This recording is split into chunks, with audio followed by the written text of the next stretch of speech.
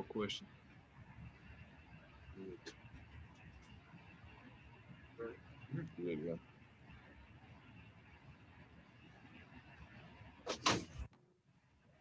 All right, I think Garrison's ready in the other room. Jacob Turner, why don't you go first? Hey, Garrison, appreciate you taking the time to do this, man. You've obviously, played in your fair share of Duke Carolina games in your career at Carolina.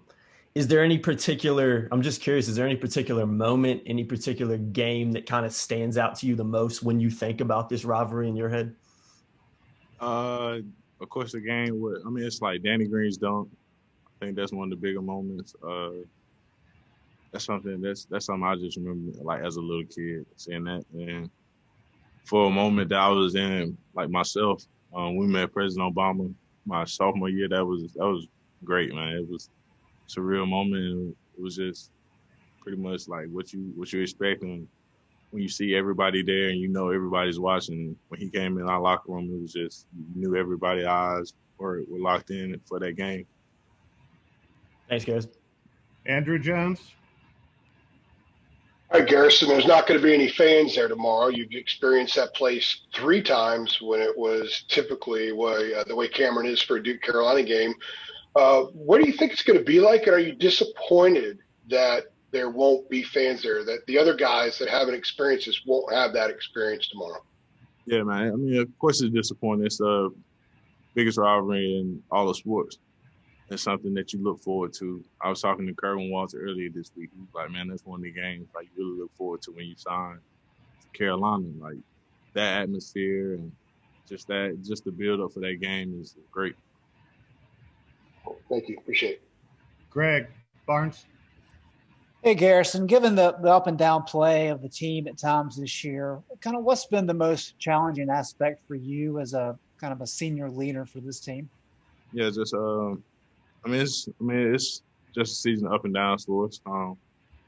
Just trying to just keep us uplifted, keep us working hard, and just keep us going on the right track, keep getting better every day. I think that's something that I try to do. And given how well the team played in January, how did the team kind of bounce back after the Clemson loss the other night? I think we practiced really well. I think that's something you have to do. You have to see yourself practice well and do it right in practice first before you can do it right on Saturday. So we're gonna have a great practice today. We're gonna take everything we do today. We're gonna do it Saturday, and it's gonna be good for us. Thanks. Ross, go ahead. Yeah, Garrett's kind of building off that question from Greg. What was practice like, and what was the kind of the message after the loss to Clemson from coach and from the staff the last couple of days? Yeah, we just didn't have the same energy, same effort that we had in practice. Coach thought we practiced a little bit harder and a little bit more attentive and with a lot more energy in practice the 2 days before the Clemson game. And he hopes that we just bring that same thing, practice great Friday, and bring that to the game Saturday instead of leaving it in practice. CL? Garrison, what did you see specifically out of Armando coming off of a game like he had against Clemson? How do you feel like he's going to bounce back on Saturday? He's going to be himself. I think that's something he's always going to do. He's never going to get outside of himself, go and try to do something crazy. He just comes in. He's going to work hard every day. I think that's something that he came in yesterday tried to do. I think it's good for him. Every day is not going to be your birthday. You're not going to play well every time, but it's just how you come back from that next game.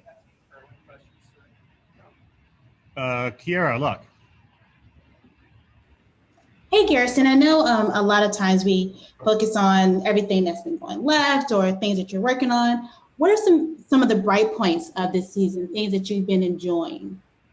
That's tough. It's fun because I feel like I'm a lot closer to my teammates now. A lot closer with Walker Miller. I convinced Kerwin Walton that he can talk. It's something interesting, man. It's just I think we're closer as a team this year, just because we can't really interact with anyone outside of our team. So I think it builds us a bond for us better. Mark Armstrong. Garrison, DJ Stewart at Duke said yesterday that he expects you guys to challenge their toughness and said that you're going to try to punk them. Is there an element of these games in the first couple minutes of each game where there is this kind of feeling out of where each team is coming from on that night? Yeah, I mean, we pretty much gonna do the same thing every time. We're gonna come in, try to get the ball inside, dominate on the boards, and that's pretty much it. I'm not gonna say we're gonna try to punk them, but we're gonna just be ourselves and we're gonna be as self as we can. Andrew Jones. I also wanted to ask you about Matthew Hurt, kind of a unique player. What are the challenges in having to deal with a guy like that? Yeah, a really good player. Really gonna step out on the floor, shoot the ball, put the ball on the ground, and leave it from the foul position. So it's a challenge. So, what's the key in dealing with a guy like that? Eliminate his touches. I mean, he can't. I mean, it's tough. It's tough to stay in front. I mean, it's tough for him to score without the ball. So we try to limit his touches as much as we can. Well, thanks. I appreciate that. Anything else for Garrison? That's all the hands, but we can take a couple more if anybody's got one. All right, you're off the hook, Garrison. Thank you. Everybody hang on tight, and I'll go.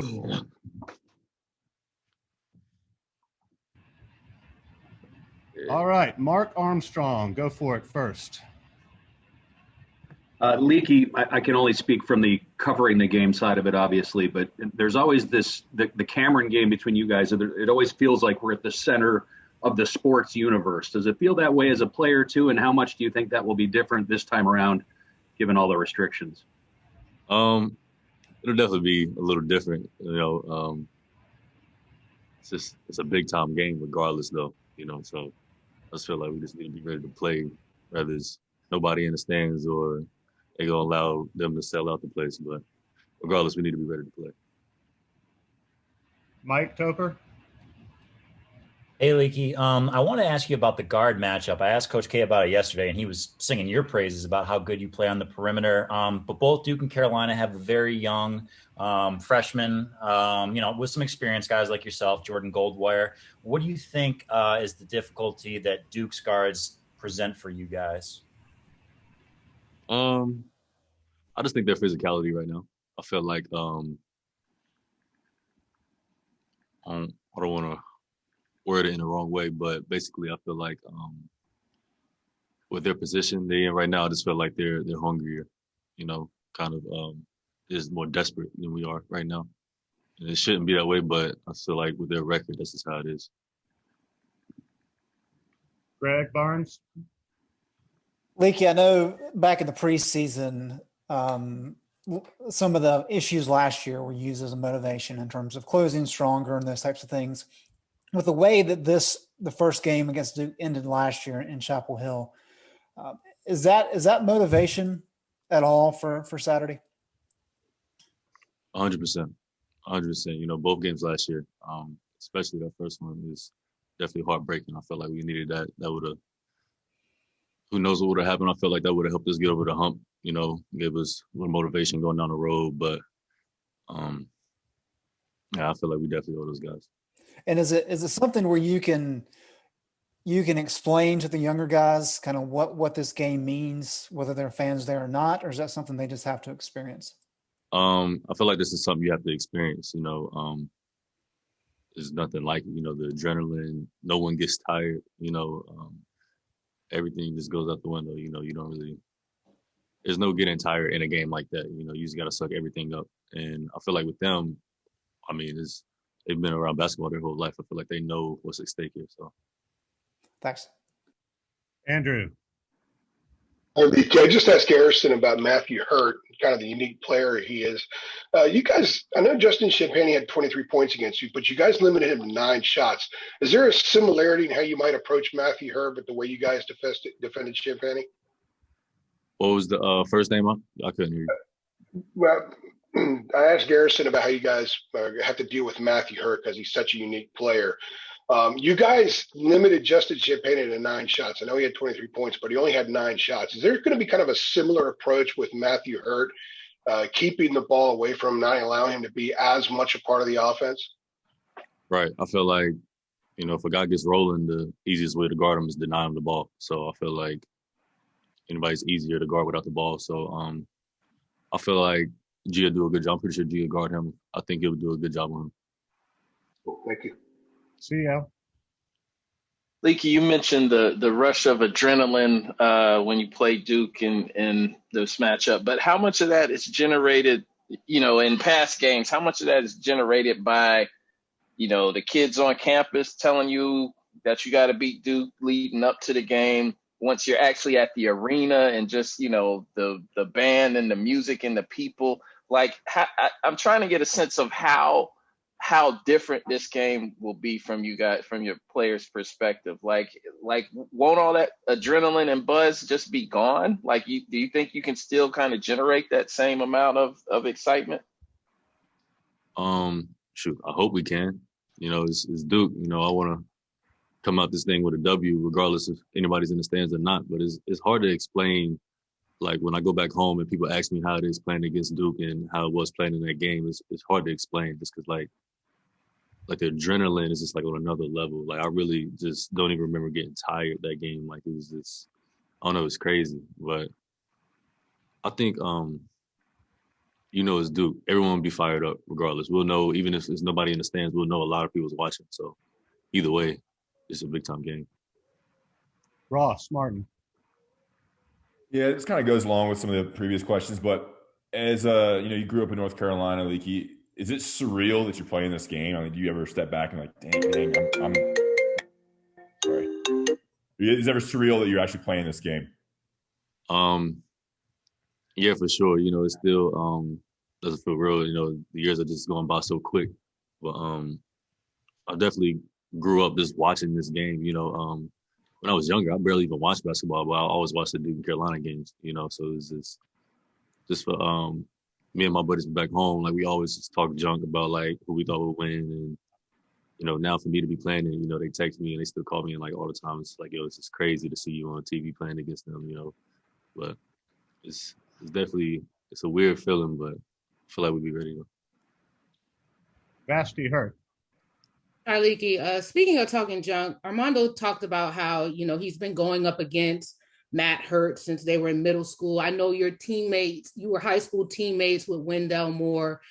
Is there trash talk amongst you guys, maybe not leading up or afterward? Is there kind of that kind of competitive banter between you all? Of course. From being from the same city, is the city's divided right now with whose side they're on. And Wendell, he don't really do too much talking, but I feel like his little fan base back home does it for him though. I talk to him every now and then, and yeah, Wendell's a quiet guy, but like his fan base is just like ridiculous. So there's definitely some trash talk there. Greg Barnes. Leaky, yesterday Roy described some of the different approaches he was taking in practice to try to address the turnover issue.